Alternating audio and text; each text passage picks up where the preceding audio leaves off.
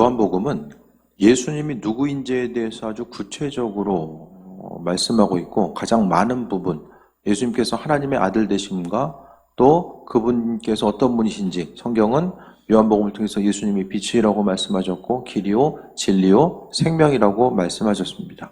그러니까 예수님은 우리의 삶의 여정 가운데 중심 되시고 인도자 되셔서 그 풍성한 뜻을 우리에게 비치시고 함께 하시는데, 오늘 본문은 이 사마리아 여인과의 대화를 통해서 예수님이 누구신지에 대해서 분명하게 밝혀주고 있습니다. 예수님께서 13절에 이 물을 마시는 자마다 다시 목마르지 않는다라고 합니다.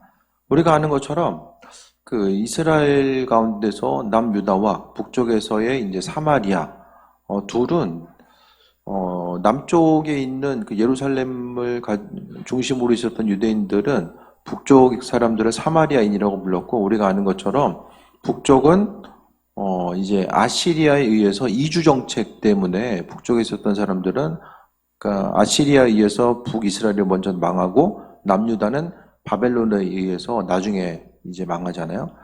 그 북쪽이 망한 다음에 아시리아는 이주 정책을 했습니다. 반란을 막기 위해서 이제 이쪽 사람들 저쪽에 데려다 놓고 저쪽에 있는 사람들 이쪽에 데려다 놓고, 그렇게 하다 보니까 유대인들이 아주 중요하게 생각했었던 아브라함의 자손이라고 하는 이런 혈통 자체가 섞이게 되죠. 그렇게 하다 보니까 이들은 그 유대인들로부터 남쪽에 살고 있었던 유대인들로부터 어려움 당하고, 또 한 가지 그 본토로 귀환해 있었던 유대인들이 성전 그 성벽을 건축하려고 했을 때에 이제 방해가 있잖아요. 북쪽에 있었던 도비아과 산발란 어떤 그런 무리들로부터 방해가 있다 보니까 계속해서 이제 서로가 서로를 대해서, 특히 이제 남쪽에서 북쪽 그 사마리아인들을 향해서 여러 가지 이제 인정하지 않는 모습, 그렇게 하다 보니까 서로 관계성이 아주 극도로 좋지 않는 모습이 있었고, 예수님께서도 대부분 유대인들은 그 절기를 지키기 위해서 예루살렘으로 올 때에 그 북쪽에 멀리서 이제 많은 사람들이 디아스포라에 흩어져 있었던 유대인들이 북쪽에서부터 이렇게 내려올 때도 사마리아 땅을 거치지 않기 위해서 쭉 강을 건너서 남쪽으로 내려왔다가 다시 강을 건너게 되는 이런 그 충분히 빨리 올 수 있는 지름길이 있었는데, 수많은 유대인들이 그 사마리아로 들어가게 되면 이게 부정탄다라고 생각을 했기 때문에 사마리아로 지나가지 않고 좀 멀고 힘들어도 다른 땅, 그러니까 사마리아 사람들이 살지 않는 그 땅으로 움직이게 됩니다. 그렇게 하다 보니까 유대인이 사마리아 여인과 이제 상종하지 않았다라고 구절은 분명하게 말씀하고 있고, 그러면서 이제 예수님께서 이 여인에게 물을 달라고 했을 때에 예수님께서 오늘 본문을 통해서 말씀합니다. 이 물을 마시는 자마다 다시 목마르지 아니하리니와. 이 여인은 물을 얘기하고 있지만 예수님께서는 영원한 생명에 대해서 말씀하고 있어요. 그러니까 많은 그 신앙생활하는 이들이 교회에 와서 물을 찾죠. 물이라는 것은 사람으로 하여금 세상을 살아감에 있어서 어떤 그 생명을 유지하는 데서 아주 중요한, 가장 소중한 것이라고도 볼 수 있죠. 육신적인 목마름을 해결하기 위해서 많은 사람들이 교회로 오게 되지만, 예수님께서는 물 자체에 대해서 이야기하는 것은 영원한 생명의 물, 그러니까 이 물을 마시는 자마다 다시 목마르지 않는다라는 것은 영원한 생명이 그리스도 예수 주님 안에 있고, 그 영원한 생명 되신 주님께서는 우리의 삶의 여정 가운데 함께 하셔서 그분의 선하신 뜻과 인도하심과 예비하심을 우리에게 날마다 비춰주신다라는 사실을 분명하게 보게 됩니다. 그러니까 예수님 주변에 있는 사람들은 단순히 예수님께서 육신적인 어떤 필요를 채워줄 수 있는 그 한 사람으로 인식했을 때, 하지만은 예수님께서는 그 자신에 대해서 말씀하시면서 분명하게 내가 주는 이 물을 마시는 자마다 다시 목마르지 않는다. 그러니까 물이라고 하는 그것을 통해서 그 상징성을 갖는 생명이라고 하는, 물은 생명이죠. 유대인들에게서 지극히 더 물은 생명입니다. 왜냐하면은 사막 한가운데 걷다가 예를 들어서 물이 없으면 그냥 죽을 수밖에 없거든요. 타수 중세로 물이라는 것은 생명이다라는 인식 자체가 머릿속에 완전히 각인되어 있는 거예요. 그래서 예수님께서는 물을 통해서 말씀하고 있고, 또 14절에 내가 주는 물을 마시는 자는 영원히 목마르지 아니하리니 내가 주는 물은 그 속에서 영생하도록 솟아나는 샘물이 되리라.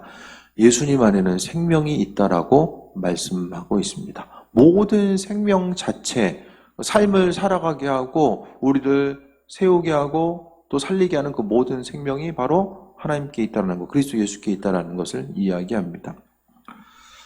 그러니까 삶의 순간순간 이 코로나 위기 가운데서도 우리가 돌아봐야 될 것은 눈에 보이는 상황에 대해서 뭐 분석하고 왜 이런 현상들이 나타났지? 그러면 이 시대 가운데서 뭐 교회 구성원으로서 또 이 땅의 한 사람으로서 어떤 삶을 어떻게 살아야 되고 무엇을 어떻게 해야 될까? 무엇을 해야 되고 어떻게 하면은 이 시대적인 상황 가운데서 더 온전한 삶을 살 수 있을까에 대해 생각하면은 결론은 고민만 돼요. 갈등과 고민만 깊어지게 되고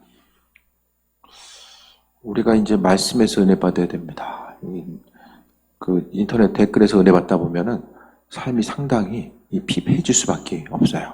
그러니까 그런 부분들을 저는 최대한 좀 이렇게 뭐 댓글이었든지 뭐 뉴스를 많이 안 보려고 하는 게 뭐 객관적인 사실도 있지만은 한쪽에 이제 좀 그러니까 뉴스라는 것은 이 공정성과 공공성이 목표가 돼야 되잖아요. 사실에 대해서 지식적인 정보를 전달해주는 그런 부분들이 약간 좀 다른 얘기일 수도 있는데 지식과 정보를 전달해주는 역할, 사람들로 하여금 꼭 필요한 정보들을 전달해주는 역할을 해야 되는데 다음이라든지 이런 미디어의 포털에 떠 있는 것들은 조회수가 중요하거든요. 조회수를 올리기 위해서는 사실 내용에 뭐 기반을 둬야 되겠지만은 조금 더 이제 자극적인 기사들, 사실 유무에 대해서 정확하게 또 인식하고 그런 기사들이 왜 생겨날 수밖에 없고 그런 사건과 상황들이 왜 생겨날 수밖에 없었는지는 별로 관심을 기울이지 않아요. 그냥 사람들로 하여금 어떤 두려움과 자극을 줄 수 있는 그런 기사들. 그리고 댓글로서 이제 펼쳐지는 사건들이 어떤 인격과 도덕적인 소양을 가지고 댓글을 달기보다는 그냥 보고 싶은 대로 하고 싶은 말을 내 안에 있는 사람들 마음속에 있는 어떤 사고와 생각들을 그냥 여과 없이 있는 대로 이 글을 읽는 사람들이 어떻게 생각할지에 대해서는 별로 그런 부분은 고려되지 않는 것 같아요. 물론 그 중에 정말 공평하고도 정확하고 사람들의 조금 더 따뜻한 세상을 위해서 글을 다는 분들도 있지만 어쨌든 누군가의 시선과 사고에 의해서 내 생각과 마음이 영향을 받는 것 자체에 대해서는 어느 순간부터 그럴 필요가 있을까라는 생각을 좀 하게 됐어요. 그런 생각 가운데서 무엇을 어떻게 해야 될까? 들려지는 소식 자체는 사람들로 하여금 힘들고 어려움의 요소로 다가오게 되는데 그렇다라고 한다면은 이 시대 가운데서 무엇을 어떻게 하며 살아가야 될지가 여러 가지 혼란거림과 스트레스 요소로 다가오는데 한편으로 생각하면은 오늘 좀 그런 생각이 드는 거예요. 하나님은 우리 개인 한 사람 한 사람을 향해서 그분의 뜻과 인도하심과 예비하심이 있습니다.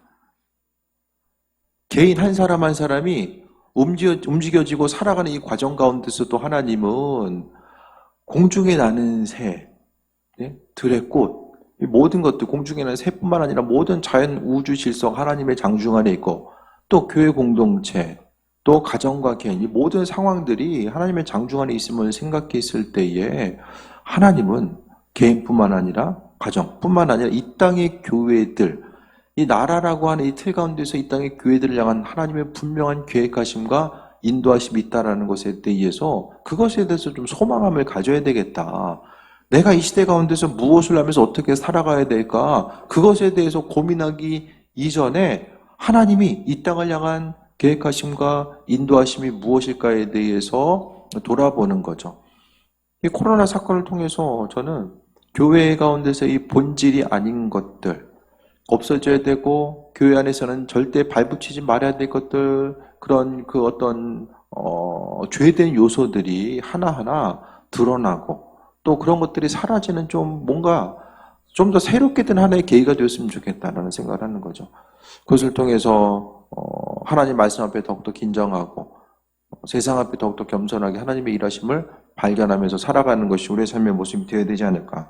근데 이 모든 것들 가운데 예수님께서 영원한 생명 되시고 그분 안에 영생하도록 흐르는 솟아나는 샘물이 예수님 안에 있다라고 하는 것.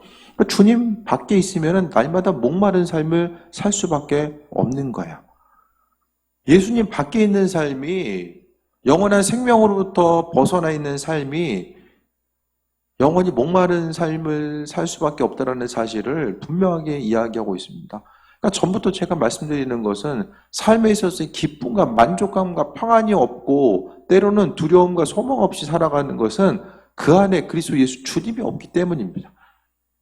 눈에 보이는 어떤 한 가지 요소들이 내가 바라고 원하는 대로 되어져 있지 않고 어떤 결핍의 요소가 내게 있기 때문이 아니라 그 결핍에 있어서 만약에 어떤 것을 이야기한다면 그리스도 예수 주님이 그 10년 가운데 없기 때문에 삶의 여정 가운데 고난과 어려움, 환난과 어려움이 계속될 수밖에 없다라는 거예요.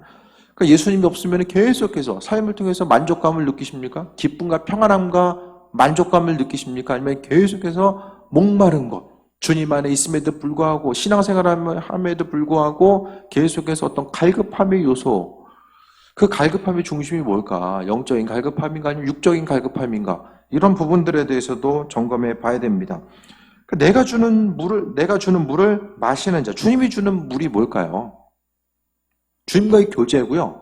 하나님께서 깨닫게 하시는 말씀이고 하나님, 그리스도 예수 주님의 위로와 평강입니다. 다른 것을 통해서 우리가 위로와 평강을 얻을 수는 없어요.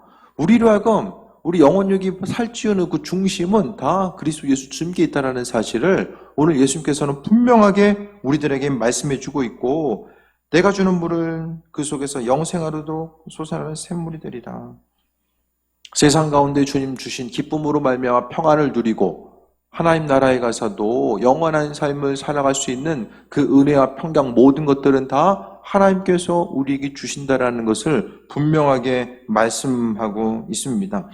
그러니까 예수님 안에 평강이 있는가? 신앙생활하는 게 뭔가? 영원한 생명 되신 그분과의 관계성과 교제 가운데 머무르는 것이 바로 영원한 생명이죠. 그러니까 주님으로부터 벗어나 있고 멀어져 있으면 영적인 갈급함과 갈증을 느끼면서 살아가야 됩니다. 믿음 생활하면서 우리 예배 생활과 찬양 가운데 주님과의 관계성이 멀어지게 되면 영적인 갈급함에 대해서 느끼지 못하면 병 들어있는 사람은 갈급함을 잘 못 느끼거든요. 몸이 아프면 먹고 싶은 게 있어요? 별로 없잖아요. 아프면은 욕구 자체가 없어지는 거예요. 갈급함이 없어지고 욕구가 없어집니다. 하지만 우리가 건강한 상태라고 한다면, 영적으로 건강한 상태라고 한다면 주님 허락하신 이 갈급함, 그러니까 우리가 삶을 살아가면서 예수님의 인도하심과 그 은혜 가운데 머무르지 않았을 때에 그 분명한 갈급함의 요소가 있어져야 됩니다. 예배 드릴 때와 드리지 않을 때, 기도할 때와 기도하지 않을 때. 삶을 통해서 만나는 것은 어떤 그 심각하고 다양한 문제들이 내 안에, 내 주변에 얼마나 많이 존재하는가, 그것보다 더 핵심적인 요소는 주님과의 관계성에 있습니다. 그것이 우리의 삶을 기쁨과 평안함으로 열어가는 아주 중요한 열쇠가 됩니다. 15절에 여자가 이르되 주여 그런 물을 내게 주사 목마르지도 않고 또 여기 있는 물을 기르러 오지도 않게 없어서. 예수님은 영원한 생명의 물을 이야기하는데 이 여인은 힘드니까 이제 물 들어 좀 않았으면 좋겠다. 눈에 보이는 육신의 물을 생각한 거예요. 말씀을 통해서 하나님께서 허락하신 은혜와 축복이 눈에 보이고 만질 수 있는 그 축복을 이야기할 수도 있지만은 많은 부분에 있어서 영적인 풍요로움과 부요함, 그러니까 삶을 통해서 여러 가지 환난과 풍파가 다가온다라고 할지라도 그것 때문에 휘둘리지 아니할 수 있는 오직 그리스도 예수께서 허락하시는 그 은혜의 샘물 가운데 머무르고자 하는 것. 근데 많은 사람들이 이 여인처럼 주님께서 주시는 물을 먹으면은 목마르지 않는다라고 하니까 눈에 보여지는 것. 그러니까 많은 이들이 영적인 부요함과 주님과의 관계성보다는 눈에 보이는 것, 당장의 목마름을 해결받기 위해서 10년간 부족하고 갈급한 문제를 해결받기 위해서 주님 앞에 나오는 수많은 이들.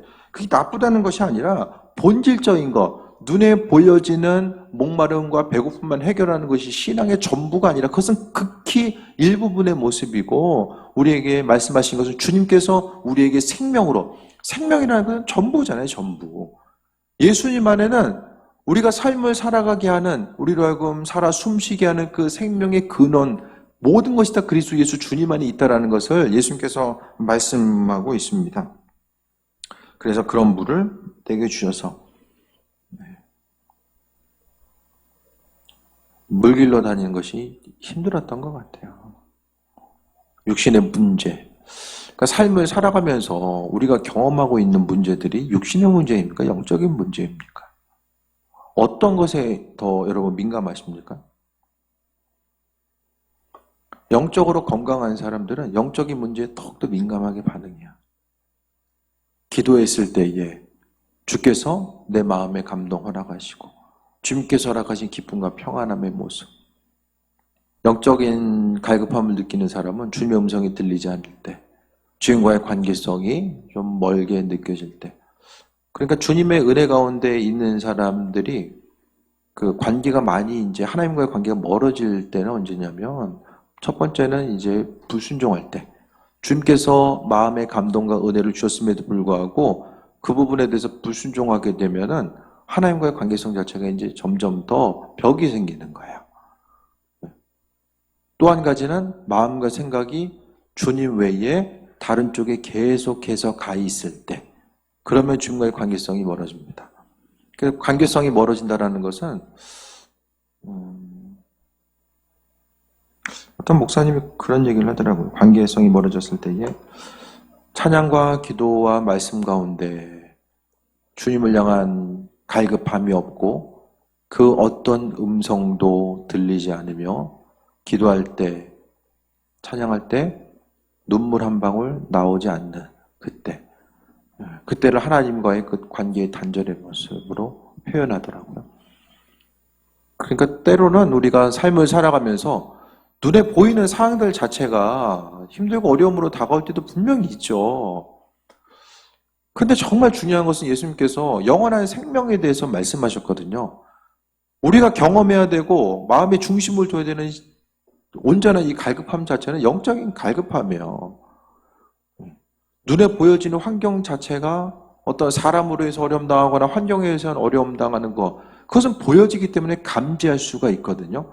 하지만 하나님과의 관계성은 보이지 않기 때문에 때로는 그 관계성이 어떻게 된다고 해서 뭐 당장 무슨 일이 생겨나는 것이 아니라고 생각하기 때문에, 하지만 주님과의 관계성이 멀어지고 기도해도 별로 감흥이 없고 주님 말씀에 대한 따뜻함, 갈급함, 기도의 자를 향한 갈급함, 예배의 자를 향한 갈급함, 하나님 말씀과 그분의 인도하심 가운데 머무르고자 하는 이 갈급함 자체가 없다라고 한다면, 하나님 말씀 앞에 반응하고자 하는 나 자신의 모습이 주님의 말씀을 듣거나 기도할 때도 더 이상 마음에 감동 없이 살아가고자 한다면 그 심령 가운데서 영적으로 이제 죽어 있는 것과 마찬가지죠.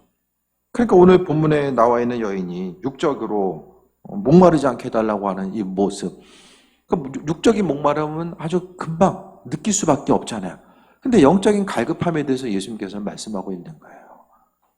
우리의 심령 가운데 예수님 어떤 분이냐, 예수님 하면 당장 내가 가지고 있는 기도 제목에 대해서 응답해 주셔야 되고, 그 기도의 제목 가운데서 하나님의 응답이 없으면 하나님과 관계성이 멀어지는 것 같고 믿음 흔들리고, 그것이 아니라 주님께서 우리에게 정말로 원하시는 것은 믿음의 교제의 모습, 날마다 그리스도 예수 주님을 향한 갈급한 심령이 나에게 있는가, 어려움이 있다고 할지라도 그 어려움에 날마다 매몰되어서 집중하고 있는 것이 아니라 영원한 생명 되신 그분과의 관계성 가운데 그 빛 가운데 온전히 거하고 있는가, 그것에 대해서 오늘 예수님께서 말씀하고 있습니다.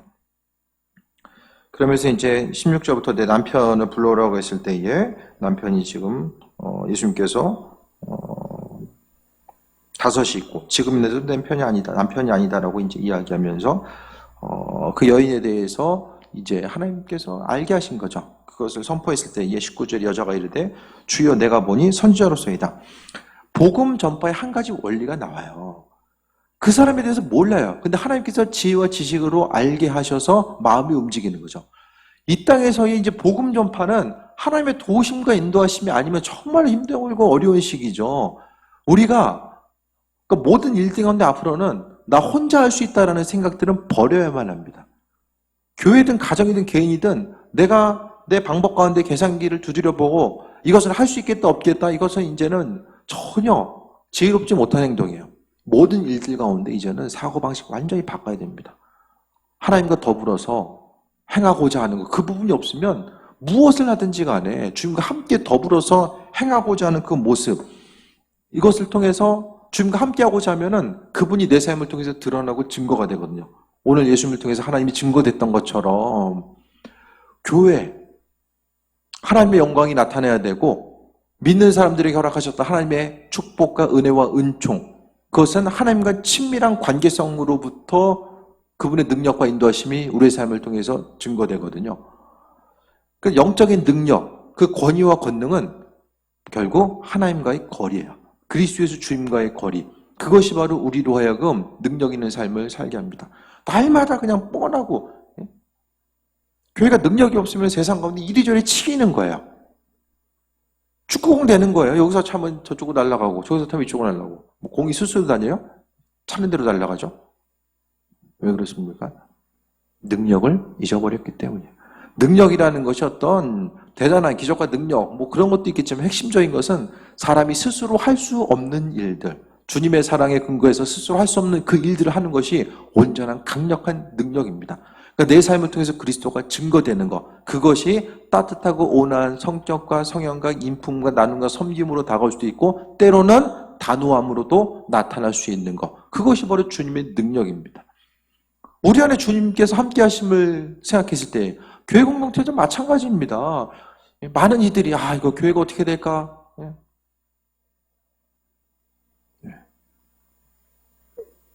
걱정하잖아요.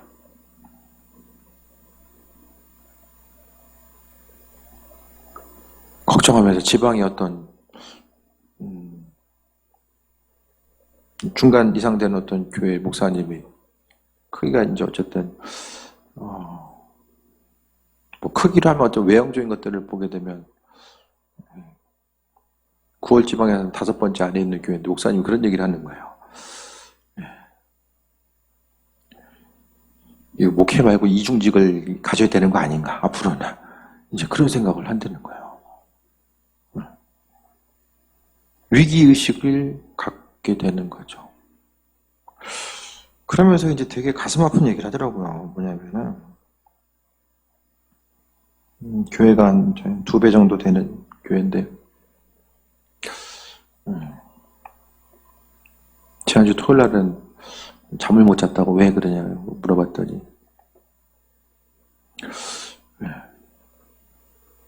코로나 이전에 겉으로 믿음이 있어 보이던 사람들, 특히 이제 젊은 청년들 층에서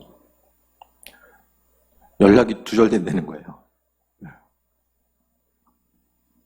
그래도 이 사람은 스스로 믿음이 있다라고 생각하고 그렇게 이야기하면서 왔는데 어느 순간부터 이제 연락이 두절되고.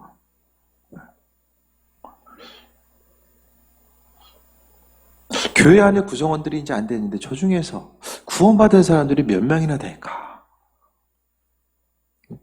그 생각을 하니까 마음이 정말 답답해졌다.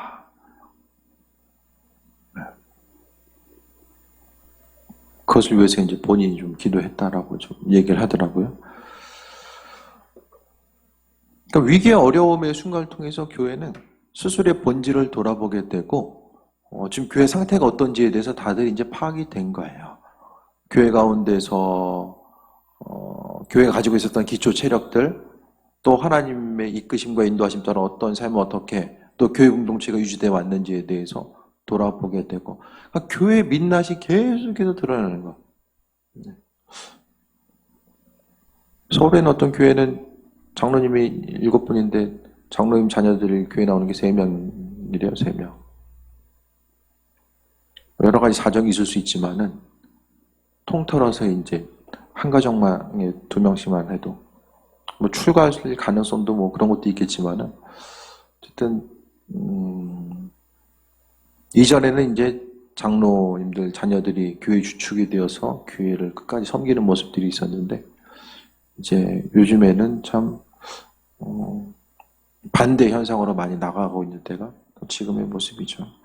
그러니까 10년 가운데 갈급함이 얼마나 있는가, 그것에 대해서 이야기하는 거죠.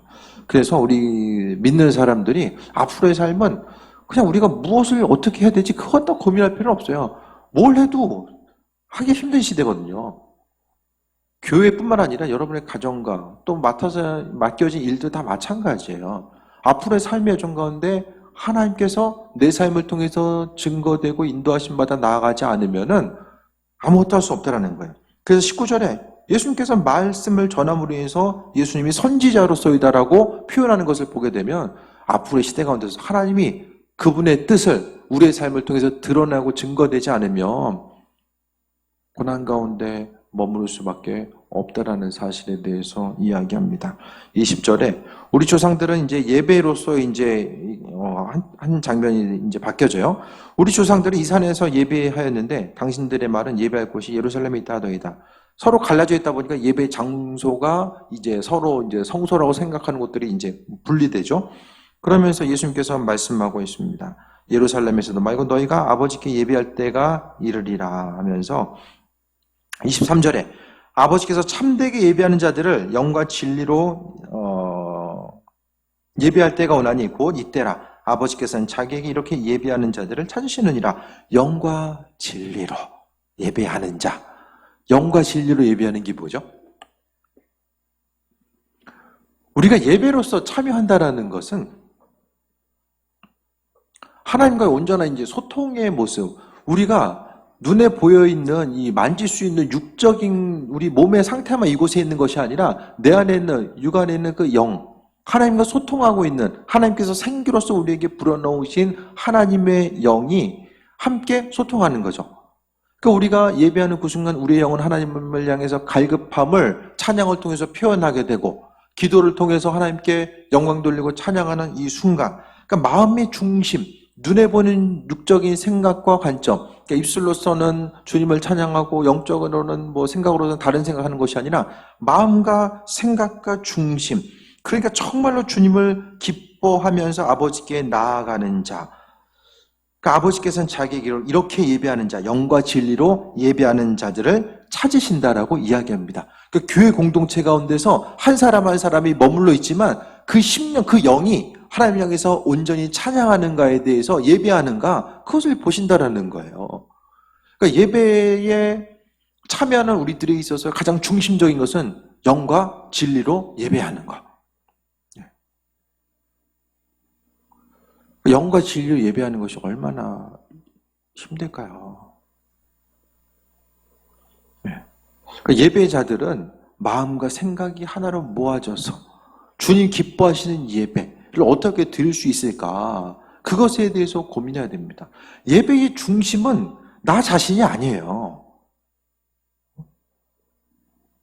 예배자로서 우리는 나 자신이 뭐 어떻게 은혜 받고 내가 어떻게 예배, 그게 중심이 아니라 하나님께서 기뻐하신 예배, 어떻게 하면 내 마음의 생각과 중심, 내 영이 하나님을 전심으로 뜨겁게 찬양하고 나아갈 수 있을까? 그것에 대해서 생각하고 나아가야 됩니다. 영과 진리로 예배하라고 주님께서 말씀하셨기 때문에, 그러니까 내 영이 어떻게 하나님을 찬양하는가? 내 영의 상태는 그것을 하나의 어떤 그 눈에 보이는 게이지로 느낄 수 있는 거, 우리 감각으로 느낄 수 있는 것이 이제 마음의 기쁨이죠. 예배 가운데 내 마음에 기쁨이 있으면 분명히 우리의 영이 하나님 향해서 기뻐 찬양하는 것. 예배 가운데서도 기쁨이 없으면은 근심 걱정이 계속해서 마음을 누르고 있으면 내 영이 눌려 있는 거죠. 입술로는 찬양하지만은 영적으로는 계속해서 눌려 있는 거예요. 하나님은 우리의 심령을 꿰뚫어 보신다라고 말씀하고 있어요. 그래서 입술의 고백뿐만 아니라 우리의 영의 상태가 하나님을 향하고 또 우리 심령이 그분을 기뻐하는가. 그러니까 영적으로 살아있는 것, 주님 전에 나와서 예배하는 것이 기쁜 사람들은 그 하나님과의 관계성, 그러니까 영적인 센서가 살아있는 거죠. 우리의 영은 하나의 센서예요. 생명을 나타내는 하나님과 관계성 가운데 우리가 영원한 생명을 갖고 있음에 대해 나타내는 센서거든요. 그 센서 자체가 잘 작동하는 것, 그것이 바로 주님과의 관계성, 그리스도 예수 그분을 향한 갈급함. 예수님이 무슨 마술램프가 아니라 그냥 그분만으로 인해서 내 한 10년 가운데 갈급함입니다. 신앙인들이 기도를 안 하고 있으면 심령의 갈급함을 느껴져야 돼요. 기도를 안 해도 별로 이렇게 하나하나 별로 다를 것도 없고 삶을 통해서 주님에 대해서 기억하고 그 인도하심과 예배하심에 대해서 전혀 생각하지 않는다고 한다면 영적으로 병들어 있는 거죠. 24절에 하나님 영이시니 예배하는 자가 영과 진리로 예배할지니 지금 23절, 24절을 통해서 영과 진리로 예배할 것을 말씀하고 있죠. 진리라는 것은 하나님의 말씀이 될 수도 있고 주님께서 기뻐하신 것들이 될 수도 있죠. 하나님 영이시기 때문에, 영이라는 것은 우리의 심령 자체가 그분과의 교제야, 영적인 분이시기 때문에 우리의 영과 하나로 연결되어 있고 우리의 마음을 지켜보시고 인도하시고 함께 하시는 것. 하나님은 영이시기 때문에 우리가 어디서 무엇을 하든지 간에 그분과 교제하고 소통할 수 있는 그 온전한 삶을 살아갈 수 있다는 것에 대해서 말씀하고 있습니다. 그래서 25절에 여자가 이르되 메시아 곧 그리스도라는 이가 오실 줄을 내가 아노니 그가 오시면 모든 것을 우리에게 알려주시리라. 예수께서 이르시되 내가 말하는 내가 그라 하시니라. 지금도 마찬가지죠. 예수님이 하나님의 아들 되심에도 불구하고 많은 사람들이 메시아를 지금도 기다리고 있는 안타까운 시대를 살아가고 있죠. 많은 사람들이 교회를 하나의 모임으로 생각하고 하나의 건물로서 생각합니다.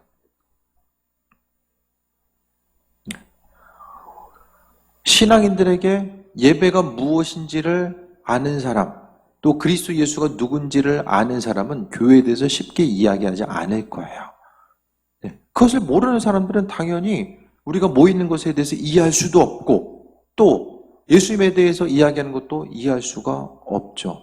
하지만 우리의 심령 가운데 가장 중요한 온전한 가치, 길이고 진리고 생명 대신 온전한 가치는 그리스도 예수 주님이라는 사실에 대해서 우리가 날마다 그 사실 한 가지 그 진리를 잊어버려서는 안 된다는 것에 대해서 말씀하고 있습니다. 그래서 오늘 본문 가운데 이 사마리아 여자는 목마름, 갈급함이 있었죠.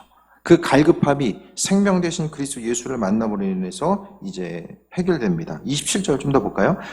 이때의 제자들이 돌아와서 예수께서 여자와 말씀하시는 것을 이상히 여겼으나 무엇을 구하나이까 어찌하여 그와 말씀하시니까 묻는 적 없더라.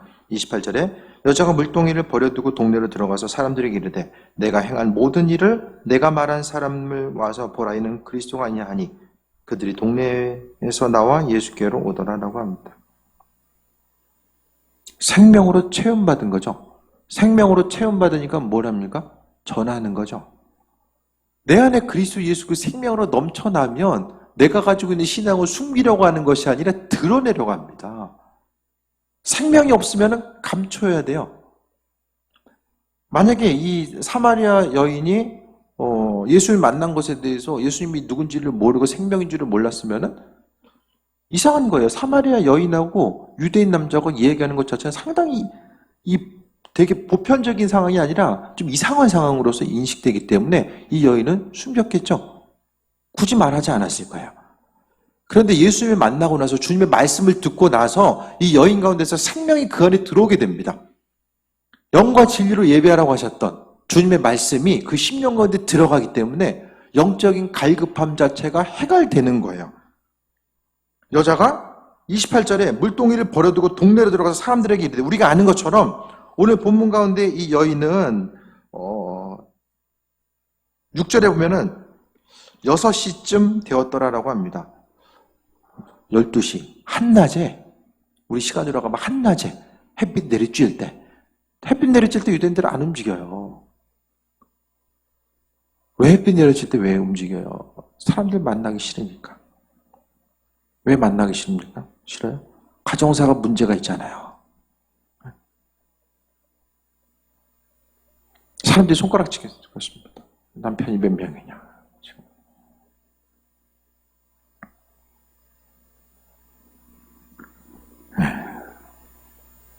물은 마셔야 되는데 사람들이 있을 때는 가기 힘들고 12시에 가서 그 내리쬐는데 햇빛이 내리쬐는데 나간 거예요. 근데 이 여인이 지금 뭐하고 있어요? 사람들 안으로 들어가잖아요. 그 소식을 알리잖아요. 차이점이 뭐죠? 주님의 말씀. 영원한 생명 되신 주님의 말씀. 그 말씀을 듣고 나서 여인의 삶이 바뀐 거죠. 자존감이 바닥이었던 사람이 주님의 말씀을 듣고 나서 그 말씀으로 체험받으니까 이젠 두려울 게 없는 거예요. 나가서 주님을 전하게 되는 모습. 그리고 심지어는 동네 사람들이 예수교로 오는 사람들. 뭐라고 얘기했길래 동네 사람들이 모여들었을까? 사마리아 사람들이 유대인 남자가 왜 몰려들었을까? 심지어는 살인사건이 있었어요. 그 전에. 유대인 남자가 사마리아 지나가다가 죽게 되는 이런 사건들. 그것 때문에 또 대량 학살이 일어나게 되고 이런 수많은 약순환이 나타나는 그때에 우리의 심령 가운데 그리스도 예수 주님이 있으면 나가서 전하고 싶고 사람들이 뭐 교회를 욕하고 어떻게 하든지 간 내 안에 생명이 있으니까 그분 은혜 때문에 기쁜데 그 생명이 없고 그리스도 예수 영원한 생명 되신 그분이 내 안에 쪼그라져 있으면 세상에서 던지는 수많은 어려움 가운데 다 몸으로 받게 되고 쪼그라들고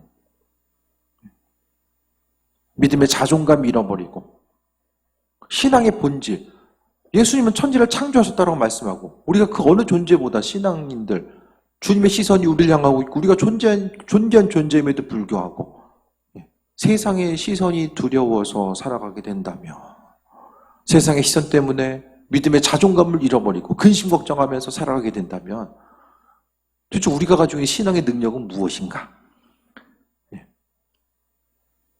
세상 가운데 경험하게 되는 어려움, 그것에 대해서 극도로 민감하게 반응하면서 마음의 상처, 어려운 마음 가지고 살아가게 되면 도대체 내 안에 계신 그리스도 예수 주님은 내 삶을 통해서 무슨 일을 행하고 계시는가? 오늘 사마리아 여인의 삶을 통해서 이 여인은 영적인 갈급함의 문제가 해결받고 영원한 생명이 무엇인지 깨달아 알게 되며 또한 그 10년 가운데 영적인 자존감이 회복되는 그 은혜를 경험하게 되고 생명이신 하나님 그리스도 예수 그 은혜와 인도하심 가운데 머물렀던 그 모습들에 대해서 발견하게 됩니다. 신앙인으로서 내가 지금 누구인지 이 시대 가운데서 이전에 경험해보지 못했었던 이 시대 가운데서 우리가 어떠한 삶을 어떻게 살아가야 될 것인지에 대해서 다시 한번 돌아보고 점검해야 되고 내가 신앙인으로서 이 땅을 살아간다는 것이 하나님 보시기에 어떤 의미성이 있고 아버지께서 지금 이 시대를 살아가고 또 교회를 지키고 예배를 지키고 나아가는 수많은 이들을 향해서 어떤 생각과 관점을 가지고 말씀하고 있는가? 한 이 시간 우리 한 사람을 통해서 세상 사람들이 이렇게 이야기하는데 주님은 나에게 뭐라고 말씀하실까? 주님의 음성에 관심을 기울이고 그 음성을 듣기 위해서 한번 귀를 기울여 보시길 바랍니다. 아버지께는 생명 되셔서 우리에게 날마다 은혜로 이끄시고 인도하시고 함께해 주십니다. 믿음의 자존감을 잃어버리지 아니하고 항상 하나님의 백성으로서의 온전한 삶을 살아가는 것. 이 사마리아 여인이 변화되었다는 것처럼 교회에서도 가정에서도 일터에서도 믿는 것으로 인해서 신앙인 때문에 어려움 당하는 이때에 내가 가지고 있는 믿음의 분량, 정체성 다시 한번 돌아보시고 이 시대 가운데 하나님의 백성으로서의 온전한 삶 주님 공급하신 것들로 인해서 또 강건함 드리고 오직 그리스도 예수 주님의 생명 그 우리 안에 있어서의 심령의 갈급함이 그리스도 예수로 체험받지 않으면은 우리가 세상적인 그 어떤 것들, 육신의 물, 어떤 보여지는 것들에 의해서는 절대로 체험받을 수 없다라는 사실을 기억하시고 영원한 생명 되신 그리스도 예수로 인해서 강건함 누리는 귀한 삶 되시길 축원드립니다. 우리 찬양하고 또 기도할 텐데요.